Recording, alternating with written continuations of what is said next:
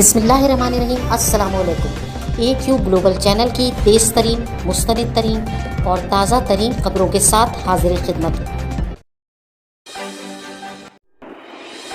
इमरान खान ने कहा है कि उन्होंने FIA को मुकम्मल मैंडेट दिया है कि वो करप्शन के खिलाफ अपनी जांच पड़ताल जारी रखे। वज़ीर आज़म पाकिस्तान इमरान खान ने कहा है कि नवाज शरीफ के दौर में बनने वाली सड़कों में 20 करोड़ रुपए का फ़र्क आ रहा है और आखिर ये 20 करोड़ रुपए कहाँ गए। उन्होंने कहा कि FIA इस सिलसिले में जाँच पड़ताल कर रही है।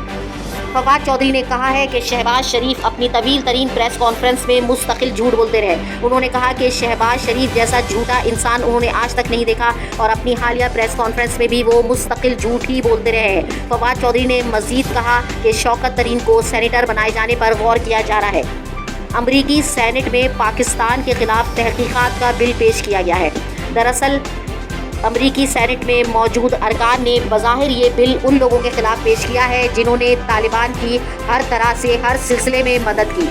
अमरीकी सेनेट के अरकान का कहना था कि जो लोग भी तालिबान की मदद करने में शामिल हैं, चाहे उन्होंने उनकी माली इमदाद की हो या अस्करी इमदाद की हो, उनके खिलाफ तहकीकात और कार्रवाई की जाए।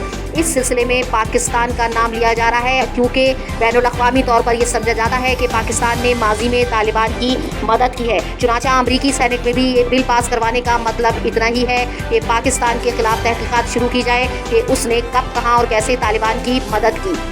ताहम पाकिस्तानी हुकूमत ने कहा है कि इस सिलसिले में वो बिल्कुल मुतमईन है क्योंकि तालिबान ने जो भी कामयाबी हासिल की है अपनी मुस्तकिल जद्दोजहद से हासिल की है।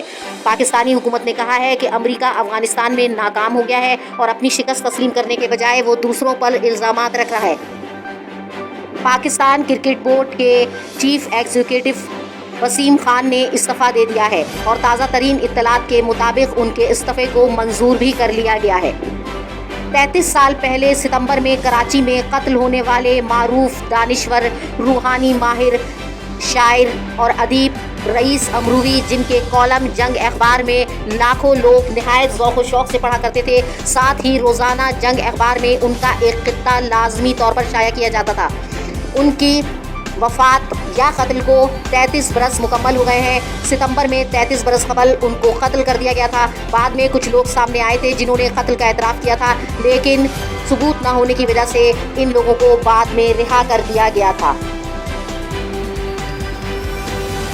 इस वक्त AQ ग्लोबल न्यूज़ में बस इतना ही। जुड़े रहिए ताज़ा तरीन खबरें जानने के लिए हमारे साथ।